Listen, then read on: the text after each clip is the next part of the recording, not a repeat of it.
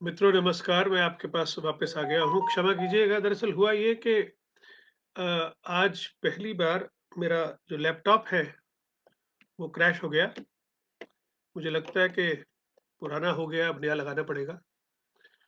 तो शुरुआत करते हैं फिर से बिना समय वेस्ट किए हुए कि आज मेरे 5वें कहानी संग्रह बेघर आँखें का कहानी पाठ मैं करने जा रहा हूँ, शीर्षक कहानी का।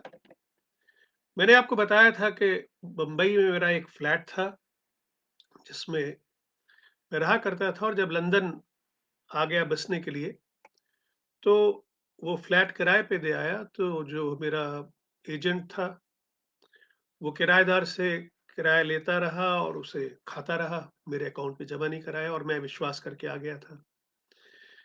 और फिर उस किराएदार ने किराया देना बंद कर दिया और उसके बाद उन्होंने उस वहाँ इस तरह से गदर मचा दिया कि बहुत परेशानी हुई मुझे और मैं काफ़ी दिक्कत में हुआ।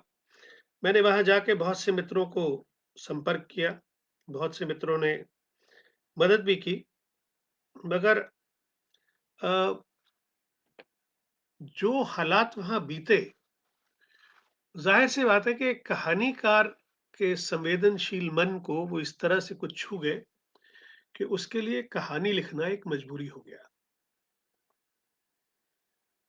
ये कहानी मैंने दरअसल बॉम्बे में ही शुरू कर ली थी, मगर मैं कहानी लिखने में थोड़ा समय लेता हूँ। मैं कहानी का पहला ड्राफ्ट लिखने के बाद छोड़ देता हूँ, फिर काफ़ी अरसे के बाद उसे दोबारा उठाता हूँ, तब तक मेरे और उस कहानी के बीच थोड़ी दूरी बन जाती है। तो कहानी शुरू करने में और छपने में लगभग 4-6 महीने का वक़्त तो लग गया होगा। ये कहानी संग्रह मेरा प्रकाशित हुआ 2007 में सबसे पहले और ये अरू प्रकाशन ने इसको प्रकाशित किया था, जो दरियागंज में थे। ये प्रकाशन के नाम से एजुकेशनल पुस्तकें छापते हैं और ये पहली उनकी लिटरेरी पुस्तक थी, बेघर आँखें। मगर फिर ये उनके पास स्टॉक खत्म हो गया और उसके बाद उन्होंने साहित्यिक पुस्तकें छापनी बंद ही कर दी। तो 2014 में यही बेघर आँखें, ये यश प्रकाशन ने पब्लिश किया। तो जो आजकल आपको पढ़ने को मिलेगा, वो यश प्रकाशन का बेघर आँखें का संस्करण है। तो मित्रों, बहुत सी कहानियाँ ऐसी होती हैं जो अपने साथ बीती हुई घटनाओं पर आधारित होती हैं और बहुत सी कहानियाँ होती हैं जो हम जीवन से उठाते हैं। तो ये मेरी एक ऐसी कहानी है जो मुझ पे गुज़री। मगर इस घटना को कहानी में पिरोने के लिए जो सेंसिटिविटी चाहिए थी, जो संवेदनशीलता चाहिए थी, उसका पूरा इस्तेमाल किया मैंने। और आप देखेंगे कि क्योंकि मैं शांति सीरियल लिखा करता था, तो संवाद का इस्तेमाल इस कहानी में भी बहुत है और क्योंकि मेरे कैरेक्टर्स मराठी भी हैं और पंजाबी भी हैं और मलयाली भी हैं, तो उनके बोलने का अंदाज़ भी थोड़ा फ़र्क होगा। मैं इस कहानी के बाद जो एक थोड़ी-सी कंट्रोवर्सी खड़ी हुई थी, उस पर बाद में बात करूँगा। फ़िलहाल मैं आपके साथ कहानी पाठ शुरू कर रहा हूँ। बेघर आँखें थोड़ी लंबी कहानी है। आप लोगों को इंटरेस्ट बनाए रखना होगा और मेरी कोशिश ये होगी कि मेरा पाठ आपका इंटरेस्ट बनाए रखे। तो मैं शुरुआत कर रहा हूँ, बेघर आँखें। भयभीत आँखें, सहमा हुआ चेहरा, शब्दों से बेखबर, वो रसोई के दरवाज़े पर आ खड़ी हुई है। उसका कोई ना कोई नाम तो अवश्य होगा। इस परेशानी के वातावरण में भी वो क्या सोचने बैठ गया है? पुरुषोत्तम नायर वही नाटक दोहरा रहा है जो कि पिछले वर्ष भर से करता रहा है। मैं आपका घर लेके भागने वाला नहीं ना जी। हमारे साथ कभी भी ऐसा नहीं हुआ जी कि अपन के साथ कोई झोपड़पट्टी वाले की तरह माफिक बात करेगा। और मैं फिर से विचलित हो जाता हूँ। 50 वर्षीय नायर की तीसरी पत्नी नए नवेली दुल्हन की ओर देखता हूँ। नायर त्रिवेंद्रम से विवाह करके कल ही लौटा है। क्या मैं ठीक कर रहा हूँ? मगर सूरी साहब को गुस्सा आ गया। "ओ शुक्ला जी, ओ तुसी पागल ना बनो। ओ बस तुसी तो हुण पासे हो जाओ। ए मादर, पिछले 3 महीने से तूने क्या नाटक लगा रखा है? भाड़े की बात करो तो आज देता है, कल देता है। अरे सूरी साहब मना कौन करता है जी? मेरा डिपॉज़िट है ना आपके पास। तेरी तो माँ की। अभी कुल मिला के 6 महीने का भाड़ा हो गया 60,000 रुपया और तेरा डिपॉज़िट है 50,000 और उसमें से भी 5,000 तेरे दलाल ने रख लिए। उसमें बचा 45, बाकी के 15,000 तेरा बाप देगा। क्या-क्या सपने दिखाकर बंबई लाया होगा अपनी तीसरी पत्नी को। मायावी नगर बंबई पहले ही दिन उसे क्या-क्या जलवे दिखा रही है। वो शायद थोड़ी ही देर पहले नहाकर गुसलखाने से बाहर निकली है। उसके बाल गीले हैं। उसने एक प्यारा सा छोटा सा कुत्ता गोद में उठा रखा है। सूरी साहब की घुड़की सुनकर कुत्ते को महसूस हुआ कि उस पर दबाव थोड़ा बढ़ गया है। वो घबराकर अपनी मालकिन की ओर देखने लगा। मालकिन हिंदी ना जानते हुए भी घटनाक्रम को समझने का प्रयास कर रही थी। महेश से अब सहन नहीं हो पा रहा था। 6.25 फुट लंबे महेश के घटे हुए शरीर की मछलियां उसकी काली टी शर्ट से बाहर फिसलने लगी थीं। उसने सीधे नायर का गिरेबान ही पकड़ लिया और ठेठ मराठी लहजे में शुरू हो गया। ठा भाई का तुला पाटिल मळ्यातल मला। मिस्टर शुक्ला, ये क्या बिहेवियर है जी? अरे मिस्टर, मेरा गिरेबान छोड़ो जी। नायर बुरी तरह से गड़बड़ा गया था। एक काय भी ऐकायच नाही मला, समज समान अंतला फेकून देईन खाली। मैं घबरा कर महेश को अलग करने का प्रयास करता हूँ। महेश मुझ पर नाराज होने का नाटक करता है। भाई साहब, अभी बीच में नहीं बोलने का। माँ कसम, इसने अगर अभी का अभी फ्लैट खाली नहीं किया ना, तो इसका सारा सामान चौथे माले से नीचे फेंक दूंगा। नायर ने ऐसी स्थिति की कल्पना भी नहीं की थी। उसके दिमाग में तो यही योजना उड़ान भर रही थी कि किस प्रकार फ्लैट को हड़प लिया जाए। फ्लैट का मालिक तो लंदन में रहता है। भला उसके पास समय कहाँ है कि वो बम्बई आकर लफड़े में पड़े। उसे पूरी पूरी उम्मीद थी कि वो फ्लैट हथिया लेगा, किंतु यहाँ तो पूरा मामला ही पलट गया था। अरे शुक्ला जी, आप जेंटलमैन आदमी है जी, आई रेस्पेक्ट यू। अब ये गुंडा बवाली की बात करेगा तो ठीक नहीं है ना जी। नायर का सांस उखड़ने लगा था, चेहरे पर बदहवासी छा रही थी और वह मैं स्वयं ये महसूस कर रहा था कि नायर की स्थिति कई स्तरों पर पतली हो रही थी। मुझे अपने स्वर की शालीनता पर स्वयं ही आश्चर्य हो रहा था। देखो मिस्टर नायर, पिछले 2 सालों से आप हमें तंग कर रहे हैं। अगर पहले से ही आपने हमारी बात मान ली होती तो ये हालात हम सबको देखने नहीं पड़ते। मैं शायद नायर की कही हुई बात से प्रभावित होकर जेंटलमैन बनने का प्रयास कर रहा था।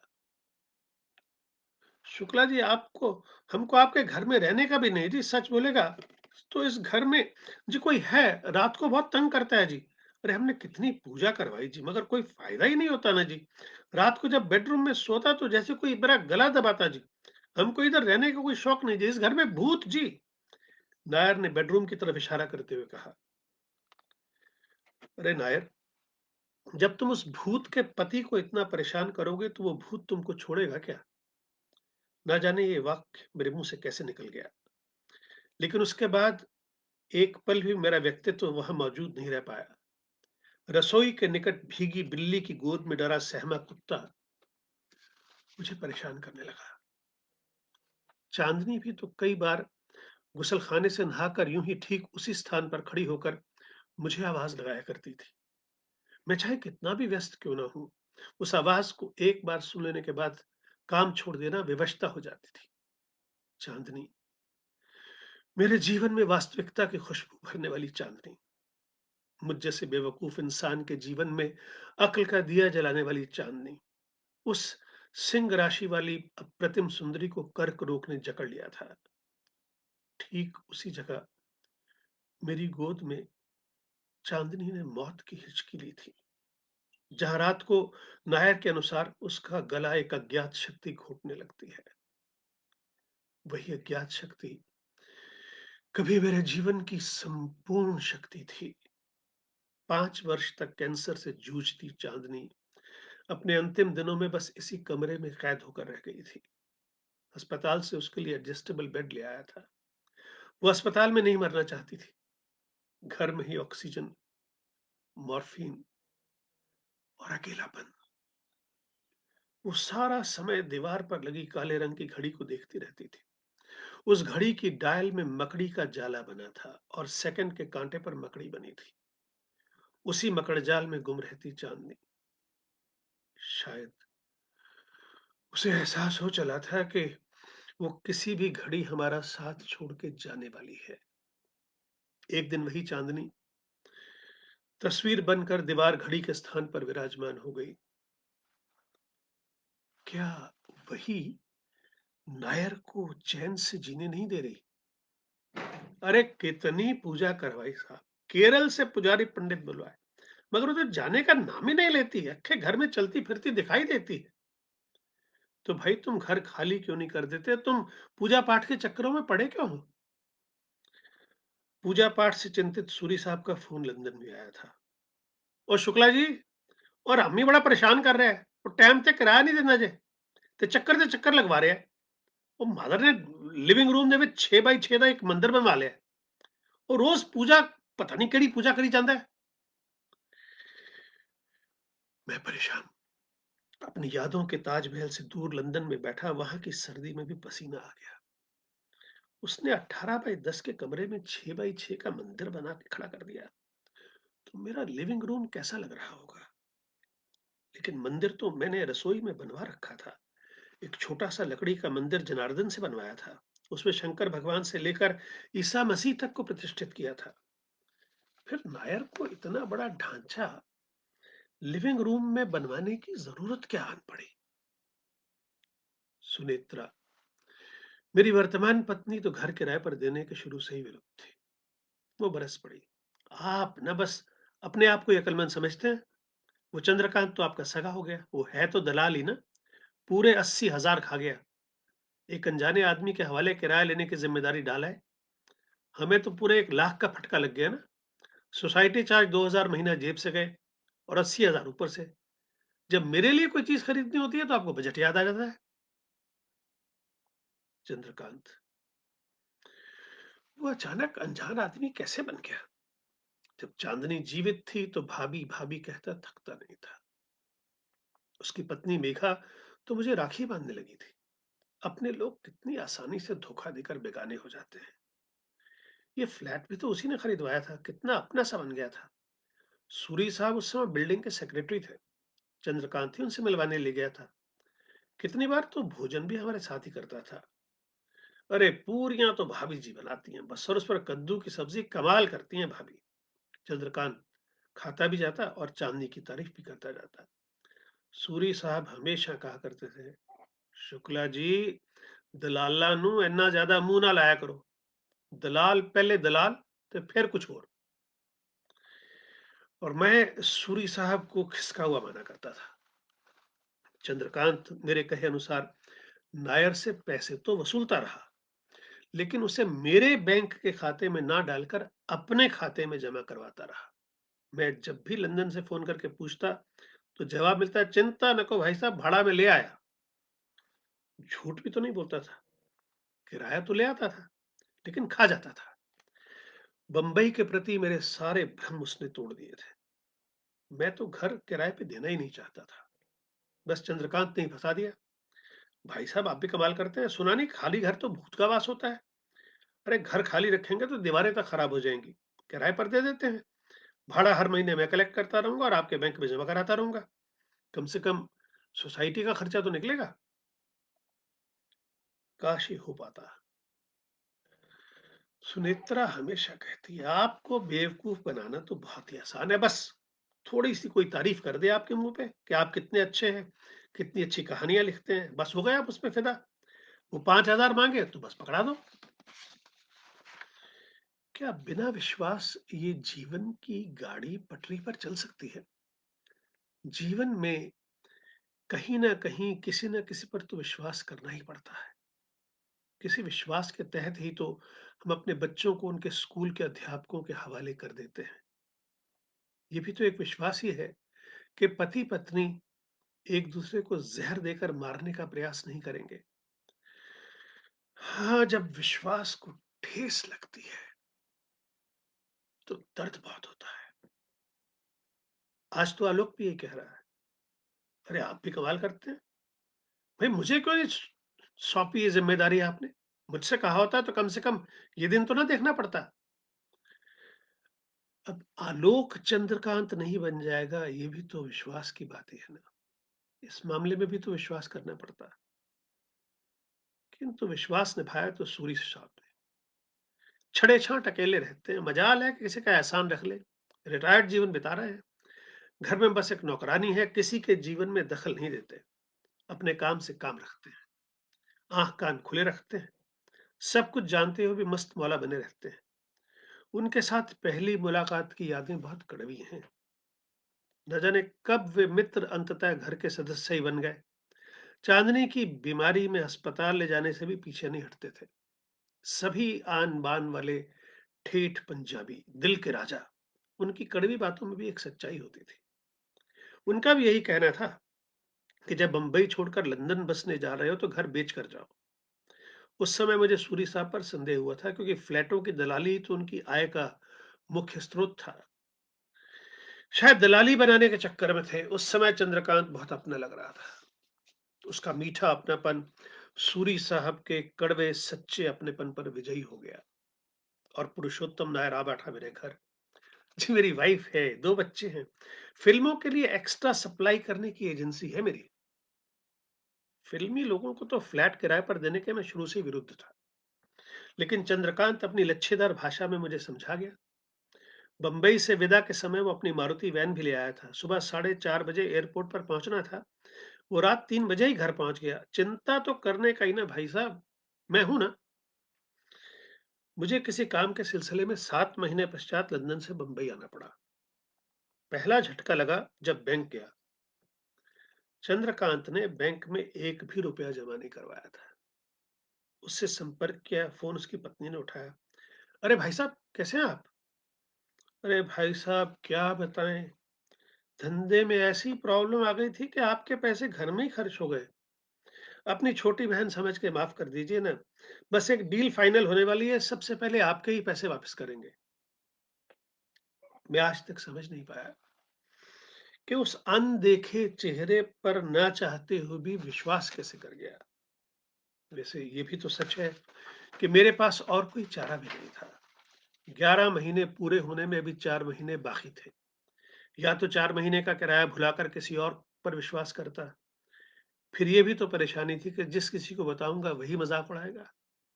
चंद्रकांत को बुलाकर पास बिठाया और उसे समझाने की बेकार सी कोशिश करने लगा। जिन बातों पर स्वयं अपने आप को विश्वास नहीं था, वो भला मैं चंद्रकांत को कैसे समझा पाता। लंदन में रहने के कारण मेरी सोच में थोड़ा अंतर तो आ गया था। चंद्रकांत से कहा कि भाई अपना घर तो देख लेने दो, जरा पुरुषोत्तम नायर से अपॉइंटमेंट तो पक्की कर लो। लो आप भी कैसी बातें करते हैं भाई साहब, घर आपका है। साला नायर जास्ती चू चपड़ करेगा तो जूता लगा के घर के बाहर करूंगा साले को। फिर भी मैं माना नहीं। पुरुषोत्तम नायर को फोन किया और 4 बजे का अपॉइंटमेंट लेकर ही हम घर की हालत देखने पहुंचे। घर के बाहर अभी भी चिर परिचित सुरक्षा द्वार लगा था। दरवाजे पर स्वागत नायर के कुत्ते ने किया था। चांदनी भी तो हमेशा अपने कुत्ते शेरा की बातें किया करती थी। जब बचपन में कानपुर में थी तो उन दिनों उनके घर का एक सदस्य शेरा भी था। एक मामले में वो कुत्ता था, पर था बहुत समझदार। पूरे परिवार में वो चांदनी और उसके पिता से ही सबसे अधिक जुड़ा था। चांदनी के नेत्र सदा ही शेरा को याद करते हुए सजल हो उठते थे। शेरा जिसे चांदनी गोद में बिठा लिया करती थी, कुछ ही दिनों में इतना बड़ा हो गया कि चांदनी को अपनी पीठ पर बिठाकर पूरे घर में घुमा सकता था। एल्सेशियन कुत्ता था, पूरी तरह से स्वामी भक्त। किंतु ये कुत्ता तो विचित्र ही था, बस घर में अपने होने भर का एहसास करवा रहा था।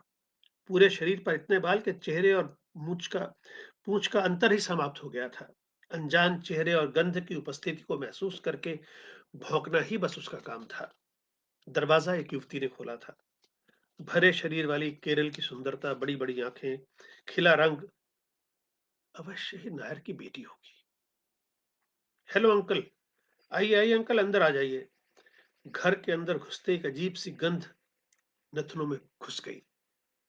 अंकल शब्द सुनकर थोड़ा-सा झटका लगा। मैं अपने व्यक्तित्व को सँभाल कर रखता हूँ, किंतु अंकल, नायर भी घर में ही था। ये लड़की पहले तो नायर के साथ कभी दिखाई नहीं दी। शायद उसकी बेटी होगी। जानकी हमारा भाई का छोकरी। नायर ने शायद मेरी नज़रों की भाषा पढ़ ली थी।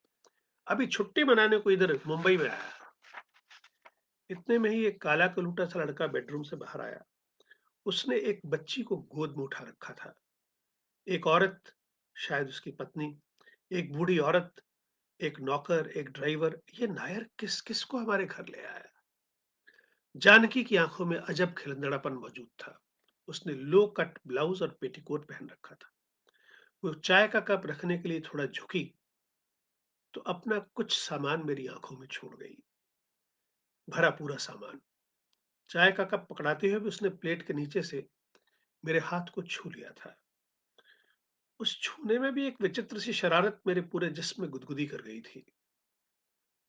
शुक्ला जी, ये फ्लैट को पेंट कराना पड़ेगा जी। बहुत गंदा दिखता जी। नायर मुझे स्वप्न लोक से धरती पर वापस ले आया था। पुरुषोत्तम जी, अभी 10 महीने पहले तो पेंट करवाया था। अब अगर घर में कुत्ता हो, इतने सारे लोग रहें और देखभाल ना हो, तो पेंटिंग का खर्चा तो आपको ही करना पड़ेगा। मुझे स्वयं अपनी भाषा पर विश्वास नहीं हो रहा था। मुझ जैसा आम आदमी का समर्थक अचानक पूंजीवादी भाषा बोलने लगा था। शुक्ला जी, रात का खाना इधर ही खाने का, साउथ इंडियन खाना खाते हैं ना? क्यों नहीं, जरूर खाएंगे पुरुषोत्तम भाई, मगर आज नहीं, आज तो कुछ कागजात निकालने हैं। अगर आपकी इजाजत हो तो हम अपना कमरा खोल कर देख लें। अरे कैसी बात करते शुक्ला जी, जब भी मर्जी आवे, जो चाहने का लेकर जाइए ना। चंद्रकांत ने मेरी ओर विजयी मुस्कान फेंकी। देखा, मैं ना कहता था। उसकी आंखें यही प्रेषित कर रही थी। फ्लैट भाड़े पर देते समय चंद्रकांत से मैंने शर्त रखी थी कि एक बेडरूम में हमारा सामान रहेगा और उसमें ताला लगा रहेगा। एक बेडरूम और एक लिविंग रूम ही हम भाड़े पर देंगे। हुआ भी यही। अपने कमरे तक जाते जाते मैं पैसेज में रुककर बाथरूम का मुआयना करने लगा। सीलन और पीलेपन की उबकाई वाली महक आ रही थी। टॉयलेट फ्लश जैसे सदियों से साफ नहीं किया था। वॉश बेसिन भी गंदा। बाथरूम की टाइलों पर भी गंद जमा था। जानकी मेरे पीछे चली आई। पीछे से छू कर बोली, अंकल कभी भी आने को है तो आया करो, उधर लंदन में बहुत ठंडी होती क्या? सिहरन सी दौड़ गई बदन में। न मालूम होठों में क्या बुदबुदा के रह गया। फिर से बाथरूम की ओर देखा। जब चांदनी जीवित थी, तो उस बाथरूम में से चंदन की खुशबू महका करती थी। चांदनी केवल चंदन वाला साबुन ही प्रयोग करती थी। जब गीले बाल लिए चंदन की महक बिखेरती बाथरूम से बाहर निकलती, तो लगता जन्नत धार्मिक किताबों से बाहर निकलकर आंखों के सामने जीवित हो उठी है। अपना बेडरूम खोला, तो 7 महीने की सीलन और घुटन ने मेरा स्वागत किया। मैंने तुरंत ही सभी खिड़कियां खोल दी, पर्दे हटा दिए। सूरज की रोशनी ने कमरे में प्रवेश किया, तो जैसे कमरे में रखी वस्तुओं को नए जीवन का आभास हुआ। मुड़कर देखा, तो जानकी अब भी शरारती आंखों से देखकर मुस्कुरा रही थी। आगे बढ़कर मुझसे लगभग सटकर खड़ी हो गई। अंकल, अंदर सभी ठीक है ना? ये कैसी परीक्षा ले रही है जानकी, और क्यों? ये कहीं नायर की कोई चाल तो नहीं? मैंने राशन कार्ड और अन्य कागज निकाले, नायर को नमस्कार किया। जानकी की आंखों को बता दिया कि वो मुझे अच्छी लगी थी। किचन बाथरूम की चिक्कट गंदगी की उभलाता पड़ोस के रोशन अग्रवाल के दरवाजे पर दस्तक देने लगा। वो आजकल सोसाइटी का चेयरमैन है। यार शुक्ला जी, आप भी कमाल के आदमी हैं यार। कैसे लोगों को फ्लैट भाड़े पे दे दिया? सोसाइटी तो आपके खिलाफ रेजोल्यूशन पास करने वाली थी। वो तो मैंने किसी तरह रोक लिया। आपके साथ पुरानी दोस्ती है। साला पाखंडी, मुझे बेवकूफ बनाने पर तुला था। परंतु मैं तो गलत साबित हो ही चुका था। चंद्रकांत और नायर मुझे गधा साबित कर ही चुके थे। सुनेत्रा से जब सामना होगा तो बातों के ऐसे तीर मारेगी जो असह्य हो जाएंगे। प्रकट में मुस्कुराने के सिवा मेरे पास कोई चारा भी तो नहीं था। क्यों राशिद भाई, क्या हो गया? अरे धंधे वालों को फ्लैट भाड़े पे दे दिया आपने, तो क्या बेकार लोगों को दे देता? यार भाड़ा देने वाले को कोई ना कोई धंधा तो करना ही पड़ेगा ना। उस कठिन परिस्थिति में भी मैं चुहल करने से बाज नहीं आया। आप भी कमाल करते हैं साहब। ये जो नायर के घर रहती है ना जानकी, ये साली धंधा करती है। एक दिन तो मुझसे ही रात का सौदा करने बैठ गई थी, जानती नहीं कि हम शादीशुदा शरीफ लोग हैं। आखिरी बात उसने अपनी पत्नी को देखकर कही थी। अग्रवाल की पत्नी मुझे अंकल कहती है। अब देखिए ना अंकल, शरीफों का तो बिल्डिंग में रहना ही मुश्किल हो गया है। और मैं अवाक उस औरत को देखे जा रहा था जो कि अग्रवाल के साथ घर से भाग आई थी और आज शराफत का ढिंढोरा पीटे जा रही थी। मैं शायद उसकी बात समझने का प्रयास भी करता, किंतु अंकल सुनने के बाद तो गुस्से पर काबू रख पाना संभव ही नहीं था। चौथे माला से नीचे उतरते समय चंद्रकांत अपनी ढपली बजा रहा था। भाई साहब, अगर आप नायर से नाराज हैं ना, तो साले को बाहर निकाल करते हैं और कोई दूसरा किराया रख लेते हैं। आप तो जानते हैं कि अपना काम तो एकदम टिच रहता है, पक्का। हरामी, किराया तो साला खुद खा गया। अब डिपॉजिट 50,000 कहां से वापस करेगा? लंदन वापस चलने से पहले धड़कते दिल से सूरी साहब से बात की थी। ओ यार शुक्ला जी, तुसी भी कमाल कर दे हो। ਉਹ ਮੈਨੂੰ ਦੱਸਣਾ ਸੀ, ਮੈਂ ਗਿਆ ਮਾਂ ਇਹਨੂੰ गल ਵਿੱਚ हथ पा के पैसे बाहर कढ़वा लेंदा। बस तय पाया कि सूरी साहब हर महीने पुरुषोत्तम नायर से पैसे लेकर मेरे बैंक के खाते में जमा करवाते रहे। सूरी साहब की कड़वी मगर सच्ची बात कान में पड़ी। देखो शुक्ला जी, ਅੱਜ ਦੇ ਜ਼ਮਾਨੇ ਵਿੱਚ ਕੋਈ ਵੀ ਕੰਮ ਮੁਫਤ ਵਿੱਚ ਨਹੀਂ ਹੁੰਦਾ। ਸਾਡਾ ਹਿਸਾਬ ਇਹ ਰਹੇਗਾ ਕਿ ਮੈਂ ਤੁਹਾਡੇ ਘਰ ਦਾ ਪੂਰਾ ਖਿਆਲ ਰੱਖਾਂਗਾ। ਕਿਰਾਇਆ ਕਲੈਕਟ ਕਰਕੇ ਬੈਂਕ ਵਿੱਚ ਜਮ੍ਹਾਂ ਕਰਾਵਾਂਗਾ ਤੇ ਉਸ ਦੇ ਬਦਲੇ 500 रुपया हर महीने चार्ज करांगा। सूरी साहब की स्पष्टवादिता बहुत पसंद आई, उनसे हाथ मिलाया और वापस लंदन चला आया। अब की बार ना तो चंद्रकांत की पत्नी ने मेरे नाम कोई संदेश भेजा और ना ही चंद्रकांत रात को अपनी मारुति वैन में मुझे एयरपोर्ट तक विदा करने आया। आलोक आज भी आशा लगाए बैठा था कि मैं घर का उत्तरदायित्व उस पर छोड़ जाऊंगा, किंतु वह इस काम का जिम्मा खुद आगे बढ़कर नहीं उठाना चाहता था। मैं तो भाड़े का जिम्मा सूरी साहब के सिर लगाकर लंदन वापस चला गया, किंतु अब परेशानी शुरू हुई पुरुषोत्तम नायर के लिए।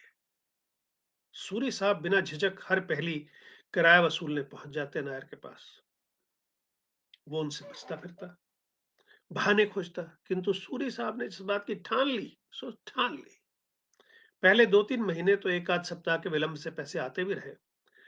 उसके बाद तो सूरी साहब जैसा दबंग व्यक्ति भी परेशानी महसूस करने लगा।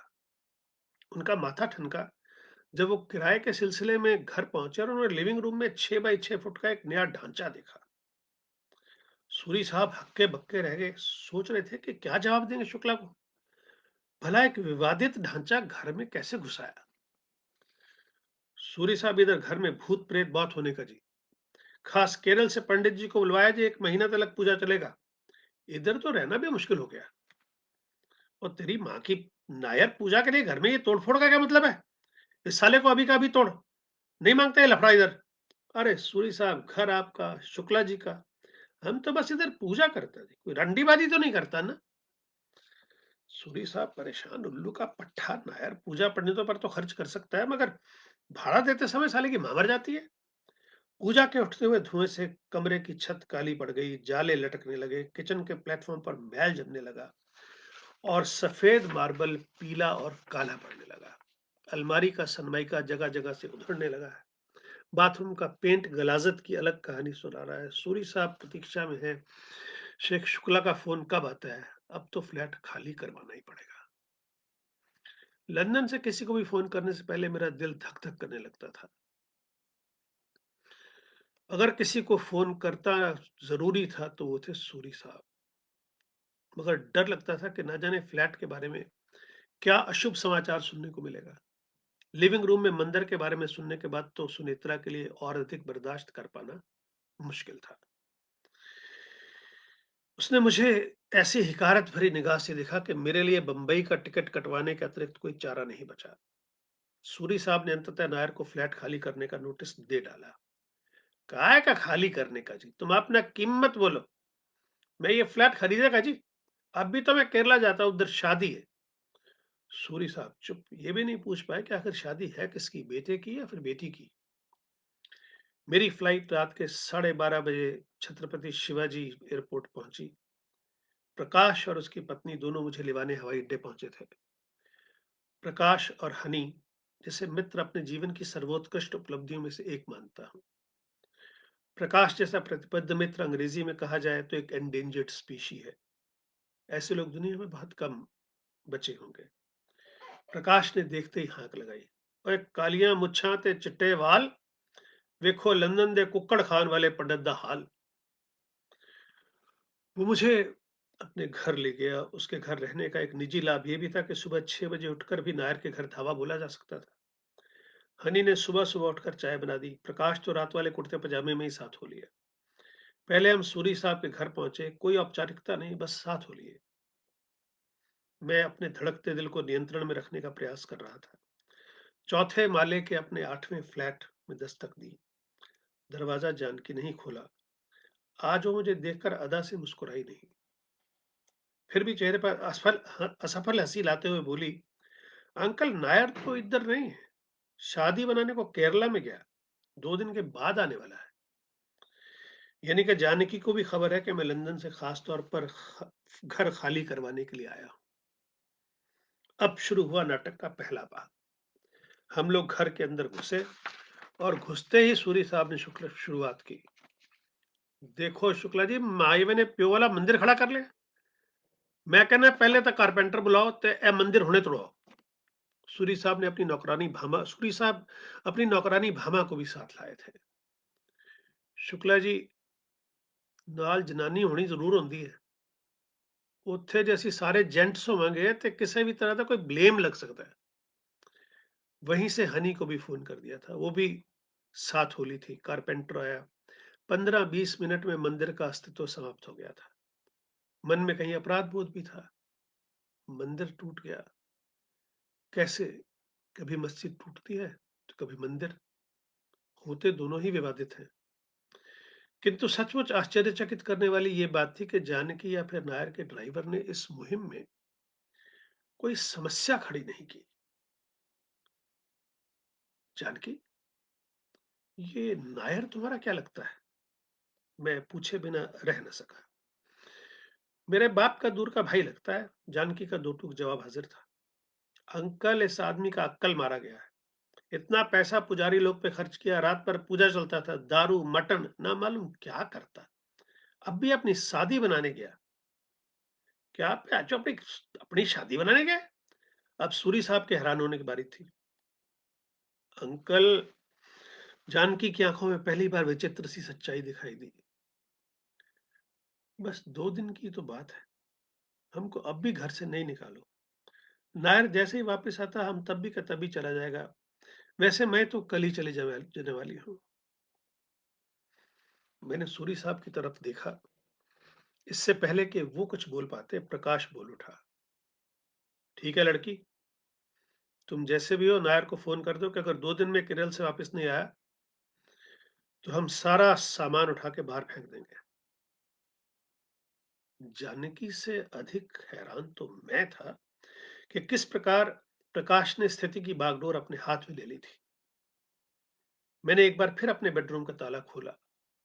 वहां दीवार पर लगी चांदनी की फोटो को साफ किया, खिड़कियां खोली, कमरे को प्रकाश के कुछ घूंट पिलाया और यह भी पक्का कर लिया कि सामान से किसी प्रकार की छेड़छाड़ तो नहीं की गई। सूरी साहब भी प्रकाश के तेज के सामने चुप्पी लगा रखे थे।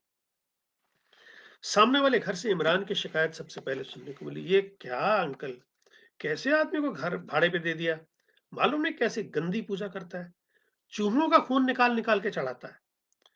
मैं शायद इमरान की कही बात को हिंदू पूजा के विरुद्ध आक्रोश मान लेता, किंतु घर में भागते चूहे अपनी आंखों से देख कर आ रहा था। अपन तो आपकी रिस्पेक्ट करता, नहीं तो साले को टपका डालेगा एक दिन, बोल देना उसको। ये सुनकर मन में एक नीच विचार भी कुल बुलाया। अगर इमरान नायर को टपका दे तो अपना काम भी बन जाएगा। फिर इमरान के तो अंडरवर्ल्ड के साथ संबंध भी हैं। क्या इमरान सचमुच ऐसा कर सकता है? ये मध्यवर्गीय विचार जितनी तेजी से दिमाग में आया, उससे भी अधिक द्रुत गति से बाहर भी हो गया। चौथे माले से उतरा तो धोबी, एसटीडी वाला, केबल वाला, दूध वाला, सभी को मुझसे एक ही शिकायत थी कि कैसे आदमी को फ्लैट फ्लैट किराए पे दे गया। सभी के पैसे नायर पर बकाया थे। ए सेठ, इसको निकालने से पहले हमारे पैसे डिपॉजिट में से जरूर काट लेना। Deposit, my foot. अब हमारी टोली चली सूरी साहब के घर। उनकी नौकरानी भामा चाय बना लाई। हमारा अगला कदम क्या होना चाहिए? अगर नायर वापस नहीं लौटा तब क्या होगा? आखिर मैं छुट्टी और कितने दिन के लिए बढ़वा पाऊंगा? बहुत कठिनाई से तो 10 दिन की छुट्टी मंजूर करवा पाया था। माँ से मिलने जगरांव भी जाना था। क्या वहां का कार्यक्रम स्थगित कर दूं? सुनित्रा तो बहुत नाराज होगी यदि माँ से बिना मिले वापस चला आया। और फिर इतनी देर से भारत आकर माँ से ना मिलूं तो ये भी तो बदतमीजी होगी। सूरी साहब ने मशवरा दिया, देखो शुक्ला जी, पहले तो चलिए ਤੁਹਾਡੇ दलाल ਦੇ ਕੋਲ। ਉਸ ਦਾ ਕੰਮ ਹੈ ਘਰ ਖਾਲੀ ਕਰਾ ਕੇ ਦੇਣਾ। ਦੂਜਾ, ਜੇ ਤੁਸੀਂ ਪੁਲਿਸ ਦਾ ਮਾਮਲਾ ਸੰਭਾਲ ਸਕਦੇ ਹੋ ਤਾਂ ਮੈਂ 4 ਬੰਦੇ ਬੁਲਾ ਕੇ ਸਾਰੇ ਦਾ सामान थल्ले सुटवा देना। नहा धोकर तैयार हुए चंद्रकांत का ऑफिस। वहां जाकर अपने भाग्य पर रोना आ गया। चंद्रकांत तो अपना काम धंधा बंद करके मीरा रोड चला गया था। किसी को अपना नया पता तक नहीं देके गया। ये विचार तो सपने में भी नहीं आ सकता था कि चंद्रकांत ऑफिस को ताला लगाकर सड़क लेगा।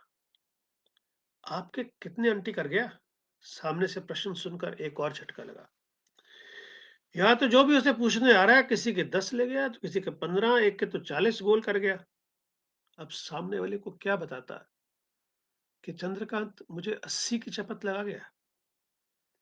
मीनाक्षी की याद आ गई। उसकी पुलिस में अच्छी पहचान है। अब मीनाक्षी के साथ डीएन नगर पुलिस स्टेशन। मन में एक विचार ये भी आया कि नायर को वापस आ लेने दूं। ये भी तो हो सकता है कि वो आकर स्वयं ही फ्लैट खाली कर दे। ऊहापोह में मीनाक्षी से ढंग से बात भी नहीं कर पाया। वो मेरी स्थिति को भली भांति समझ रही थी। वो तो सदा ही मेरी स्थिति समझती रही है। बिना किसी अपेक्षा के सदा से ही मेरे सभी काम अपने जानकर करती है। कई बार सोचता हूँ कि प्रकाश, हनी, मीनाक्षी, अरुण, कमल, विजय, करण कितने नाम हैं जिन्होंने बिना किसी स्वार्थ के मेरे लिए काम किए हैं। क्या मैं भी उनकी अपेक्षाओं पर कभी खरा उतरा होऊंगा? मेरी ही तरह वे भी तो ऐसे मित्र की चाह रखते होंगे जो बिना स्वार्थ के उनके काम आए। क्या मैं केवल एक आत्म केंद्रित व्यक्ति हूं? इंस्पेक्टर शिंदे ने मीनाक्षी और मुझे बिना प्रतीक्षा करवाए अपने कमरे में भीतर बुलवा लिया। देखिए मिस्टर शुक्ला, ये मामला है सिविल का। नायर ने आपका ताला तोड़कर उस पर कब्जा तो किया नहीं। ना दूसरा, उसके पास ऐसा कोई डॉक्यूमेंट भी नहीं जिससे पता चले कि आपने अपना फ्लैट उसे लीव एंड लाइसेंस पर दिया है। पिछले साल से इस बारे में नए कानून बन गए हैं। आपको पुलिस स्टेशन को भी सूचित करना होता है, लाइसेंसी की फोटो जमा करानी होती है और फीस भी भरनी होती है। इस मामले में पुलिस तो आपकी कोई सहायता कर नहीं सकती। मैं बेवकूफ की तरह कभी मीनाक्षी को तो कभी इंस्पेक्टर शिंदे को देखा जा रहा था। मीनाक्षी ने मराठी में इंस्पेक्टर शिंदे से कहा, तुम्हाला काहीतरी करायलाच लागेल साहेब। इंस्पेक्टर शिंदे ने सपाट स्वर में कह दिया, हम ऑफ द रिकॉर्ड एक मदद कर सकते हैं। आप जाकर उसका सामान घर से बाहर फेंक दीजिए। वो हमारे पास रिपोर्ट लिखवाने आएगा और हम रिपोर्ट लिखेंगे नहीं। उल्टा उसे कुछ देर के लिए थाने में बिठाए रखेंगे ताकि आपको अपना ऑपरेशन पूरा करने का मौका मिल जाए। इससे ज्यादा की आप हमसे कोई उम्मीद ना रखिएगा। मैं वापस सूरी साहब के घर। फिर विचार विमर्श। देखो शुक्ला जी, ਤੁਸੀਂ 2 दिन वेट करो। नायर ਦੀ ਐਬਸੈਂਸ ਵਿੱਚ ਉਹਦਾ ਸਮਾਨ ਸੁੱਟਾਂਗੇ ਤੇ ਪੰਗਾ ਹੋ ਜਾਏਗਾ। ਤੁਹਾਡੇ ਕੋਲ ਇੱਕ ਕਮਰਾ ਤਾਂ ਹੈਗਾ ਹੀ। ਅਸੀਂ 10 ਬੰਦੇ ਉੱਥੇ ਜਾ ਕੇ ਬੈਠ ਜਾਵਾਂਗੇ ਤੇ ਉਸ ਦੀ ਯਹੀ ਤਈ ਕਰ ਦੇਵਾਂਗੇ। ਚਲੋ ਤੁਹਾਨੂੰ ਪਾਟਿਲ ਕੋਲ ਲੈ ਚੱਲਣਾ, शिवसेना ਦਾ ਬੰਦਾ ਕੰਮ ਹੋ ਜਾਏਗਾ।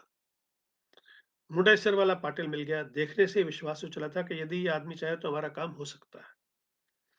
कहने को तो विश्वास पाटिल फ्लैटों की दलाली करता है, मगर अंदर खाते क्या चलता है वो तो राम जाने। अपन कौन सी बिल्डिंग में रहने का? गंगा भवन पाटिल अपनी ही बिल्डिंग में, सूरी साहब ने जवाब दिया। कौन सा फ्लैट? 403 दूसरे विंग में है। ओह, वो वाला फ्लैट। अरे तुम्हारे फ्लैट की तो अक्खी मार्केट में बहुत बदनामी हो रखी है सेठ। उसमें तो धंधा चलता है। पाटिल ने आंख दबाकर कहा, धंधा यानी? मैं आश्चर्यचकित पाटिल की तरफ ताके जा रहा था।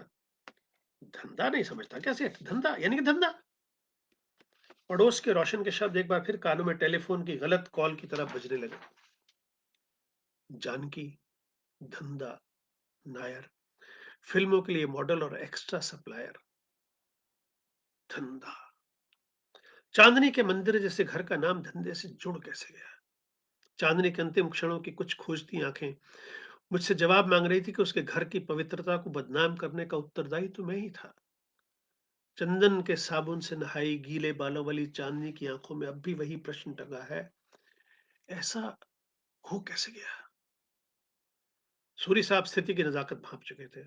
और शुक्ला जी, घबरान दी कोई गल नहीं। लोकां दा की है, लोकी तो भौंकदे रहंदे ने, वो तुसी सुनिया ही ना करो। मैं क्या सुनता? मेरा घर जिसमें निमंत्रित होकर मित्र गौरवान्वित महसूस करते थे, आज वही घर धंधे के लिए बदनाम हो चुका है। जानकी की वो मुस्कुराहट आज बहुत जहरीली महसूस होने लगी थी। बस तय हो गया। नायर के वापस आते ही पहले तो नम्रता से उससे पेश आते हैं। अगर वो नहीं मानता तो बस पाटिल के आदमी आकर उसका सामान उठाकर बाहर फेंक देंगे। हाँ, इंस्पेक्टर शिंदे को जरूर सूचित करना पड़ेगा, किंतु नायर के लौटने में अभी 2 दिन बाकी थे। सूरी साहब की बात दिल को जम गई कि यदि बंबई में रहा तो परेशान ही रहूंगा, पंजाब जाकर मां से मिलाऊं। शायद मां का आशीर्वाद ही कोई चमत्कार दिखा दे। माँ को भी खुश कहाँ कर पाया। उसे शिकायत थी, ये आना भी कोई आना हुआ। ना माँ के पास बैठे, ना ढंग से बातचीत की। बहन अलग नाराज। माँ बहन को नाराज करके 2 दिन में ही बंबई वापस आ गया। सामने फिर जानकी थी। नायर को एक दिन बाद का टिकट मिला था। नायर रात को पहुंचेगा। एक एक पल बिताना कठिन हो रहा था। रात भर बिस्तर में करवटें बदलता रहा। प्रकाश मेरी परेशानी को सही ढंग से समझ रहा था। शायद इसलिए अपनी पत्नी के साथ बेडरूम में ना सोकर मेरी बगल में ही फर्श पर बिस्तर लगा के लेट गया। हम दोनों बातें करते रहे। कई बार ऐसा भी हुआ कि प्रकाश की बात का उत्तर कमरे के अंधेरे में कहीं खो गया। मैं लेटा लेटा चांदनी के अंतिम दिनों के बारे में सोचता रह गया। प्रकाश ने मुझे बंबई से विदा करते समय कहा था, पंडित जी, ये चौथे माले का 8वां फ्लैट ना जाने कब और कैसे मेरा अपना बनता चला गया, ये तो याद नहीं पड़ता। उसकी बात की गूंज मुझे लंदन में भी सुनाई देती रही। आज उसी चौथे माले के 8वें फ्लैट पर बदनामी की मोहर लगाकर भी नायर वहीं जमा हुआ है। सुबह को तो होना ही था और वो हो गई। हनी ने आज दफ्तर से अवकाश ले रखा है। सुबह 7 बजे ही अपने घर की घंटी बेगानों की तरह बजाई। 4-5 घंटियों के बाद नायर की आवाज सुनाई दी। मन को तसल्ली मिली कि चलो लौट तो आया है। यदि केरल में बैठा रहता तो हमारे लिए कार्रवाई करना कितना मुश्किल हो जाता। दरवाजा खुला। शुक्ला जी, आइए आइए। सूरी साहब ने मुझे बोलने का अवसर ही नहीं दिया। और अब बोला, पैंचो, मुझे मुझे बोला 2 दिन में फ्लैट खाली करता और बिना बताए केरल चला गया। ये कैसा लैंग्वेज यूज करता है मिस्टर सूरी? आप तो कितना बार हमारे घर में आए, हम तो आपके साथ कितना डिसेंट से बात करता ना। शुक्ला जी, तुसी हूं ऐस को पूछो कि मायवा मैनू झांसा देके गायब किवें हो गया। सूरी साहब के नथुने फूल रहे थे। मैं शर्मिंदगी से गड़ा जा रहा था। सूरी साहब की ओर देखा। प्राजी, 1 मिनट मैं गल कर लवा। मिस्टर नायर, हमारी कुछ शिकायतें हैं। बोलिए ना शुक्ला जी, आप तो एकदम जेंटलमैन आदमी। मैं आपका बहुत रिस्पेक्ट करता। मिस्टर नायर, जब आपने हमारा घर किराए पे लिया था तो उस समय आपने बताया था कि फ्लैट में आप, आपकी पत्नी और एक बेटी रहेगी। यहाँ तो आप पूरी बारात के साथ एक कुत्ता भी रखे हुए हो। इतने में कुत्ते ने कुनमुनाने और भौंकने के बीच किसी आवाज निकाली। शायद उसे कुत्ता कहा जाना अच्छा नहीं लगा था। वो तो शुक्ला जी, अभी फैमिली होएंगी तो गेस्ट लोग तो आएंगे ना जी। फिर आपने भाड़ा टाइम पर नहीं दिया कभी। अरे साहब, जब भी चंद्रकांत आता था तो भाड़ा टाइम पर ही लेके जाता है ना जी। मैं नायर की चाल को अच्छी तरह समझ गया था। वो जानता था कि चंद्रकांत से मेरे संबंध बिगड़ चुके हैं। अब पोतनी के चंद्रकांत की क्या बात करता है, मुझसे बात कर।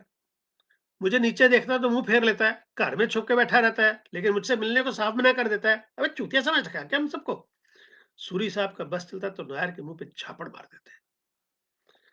ज़रा आहिस्ता बात करो ना मिसेस सूरी, मेरा नया-नया वाइफ ऐसे बात सुनेगा तो क्या इंप्रेशन पड़ेगा जी? आप खुद शादी करके आए मिस्टर नायर। मैंने अनजान बनते हुए आश्चर्य प्रकट किया। शुक्ला जी यही तो चक्कर हो गया जी। मुझे अचानक शादी बनाने पड़ गया जी। शुक्ला जी तुसी ऐसा रामी को पूछो अपनी मां वाला मंदिर किसने को पूछ के बनवाया सी। मिस्टर नायर आपने हमारी परमिशन के बिना मंदिर बनवाया कैसे? शुक्ला जी तुसी हुन बहस बंद करो। नायर फ्लैट कभी खाली करता है? अब भी का भी बोल। अभी आज तो शादी बना के आया ना जी, मुझे थोड़ा टाइम तो चाहिए ना इंतजाम के वास्ते। मिस्टर नायर कल शाम को 4 बजे हमें फ्लैट खाली चाहिए। प्रकाश अपना निर्णय सुना के उठ के खड़ा हो गया। ऐसा कैसे होएगा जी बस एक दिन में? कुछ सोचते हुए नायर बोला, हमको 1 हफ्ता का टाइम और दे दो जी। अरे पहले टाइम दिया तो शादी बनाने चले गए, अभी टाइम देगा तो बच्चा पैदा करने चला जाएगा। हमको कल शाम को 4 बजे फ्लैट खाली चाहिए, समझ गया ना? सूरी साहब उठ खड़े हुए।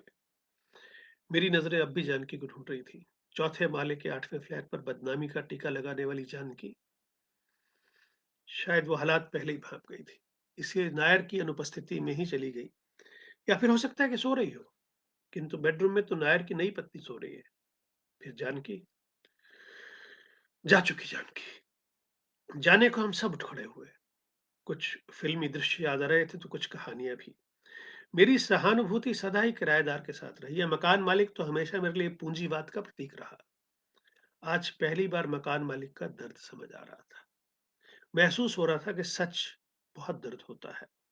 रातों की नौकरियां करके जोड़े पैसे से बनाए गए घर पर जब अनिश्चितता के बादल छाने लगते हैं, बहुत दर्द होता है। मेरा छद्म मार्क्सवाद आज अचानक कहीं उड़न छू हो गया। इतने तनावपूर्ण माहौल में भी मैं मुस्कुराए बिना नहीं रह पाया जब मेरे मार्क्सवादी मित्रों ने सलाह दे डाली, यार किसी शिवसेना वाले को जानते हो? भाई बंबई में तो वही नैया पार लगा सकते हैं। शिव शिव करते हुए घड़ी की सुई आगे खिसक रही थी। शिवसेना के नाम पर ही मिलिंद और महेश की याद आई थी। मिलिंद तो शाखा प्रमुख भी है। 6 फुट 3 इंच लंबा महेश कभी हमारा पड़ोसी हुआ करता था। स्थानीय एमएलए परब का दायां हाथ। उसको फोन मिलाया तो मेरी अपेक्षा के एकदम विरुद्ध एकदम साथ चलने को तैयार हो गया।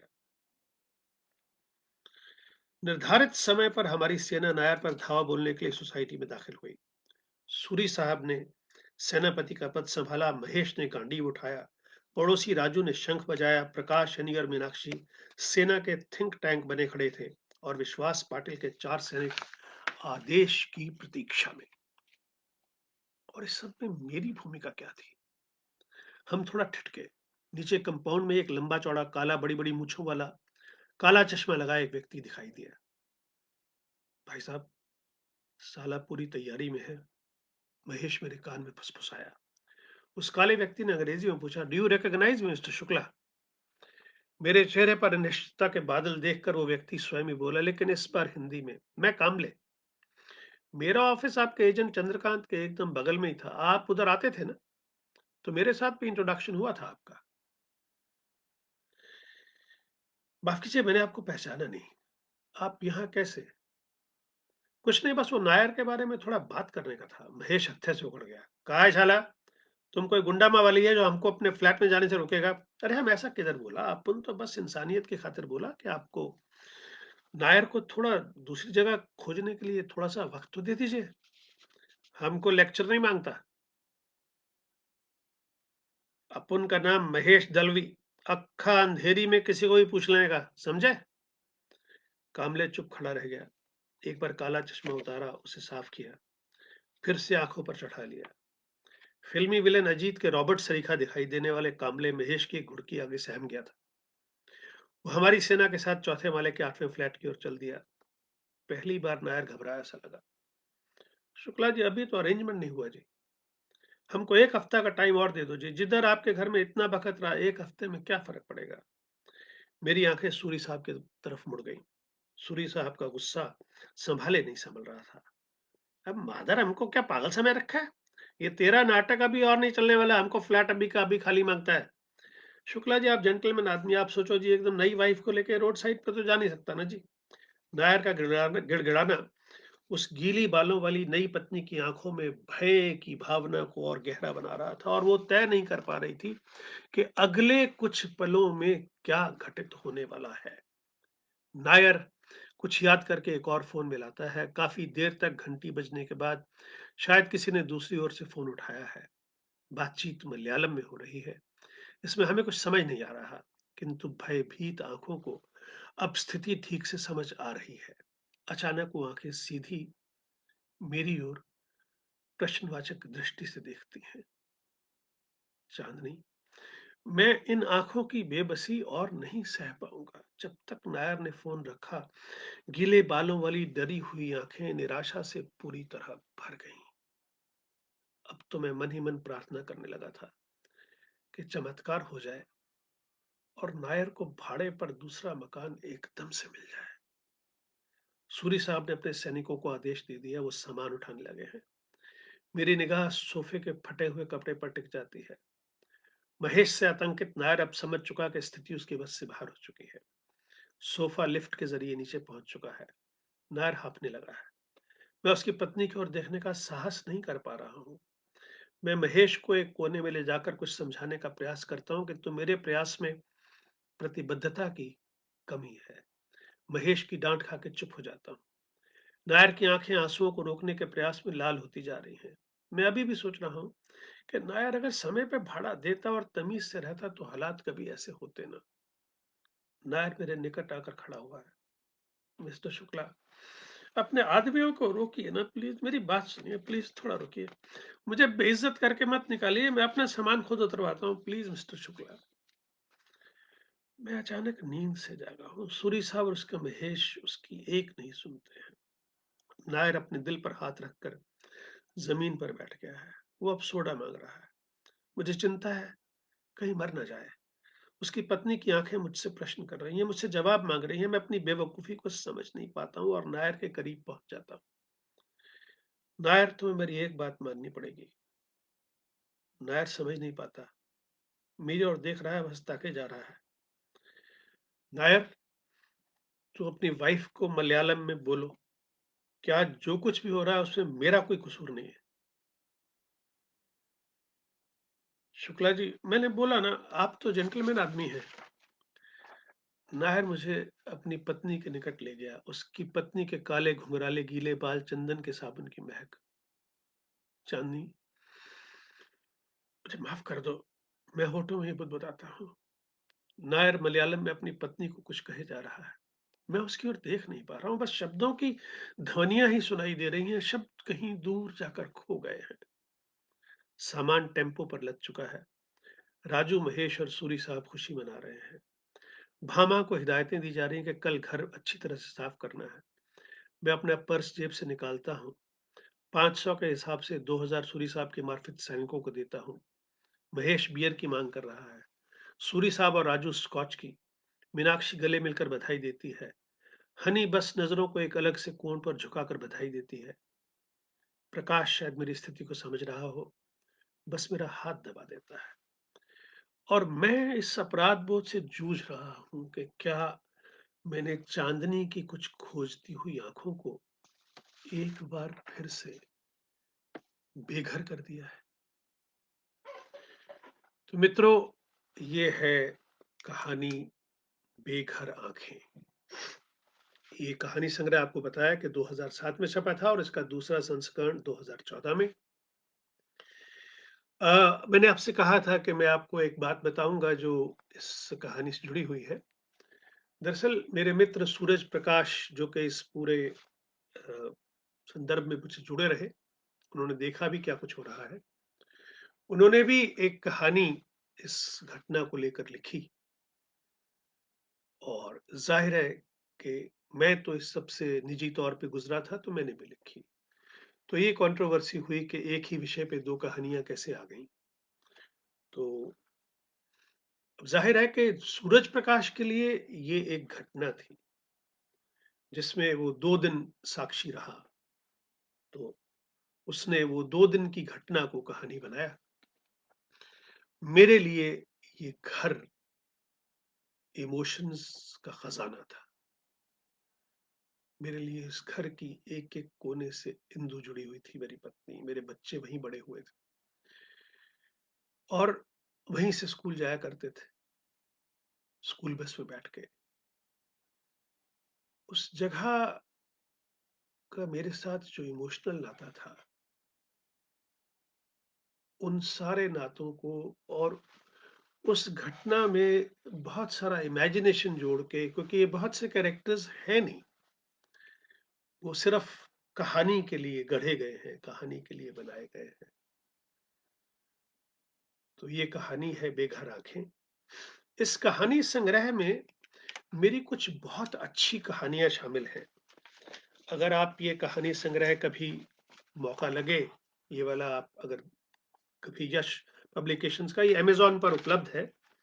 अगर आप इसको लेंगे तो इसमें मेरी जो कहानियाँ आपको मिलेंगी, उनकी सूची है।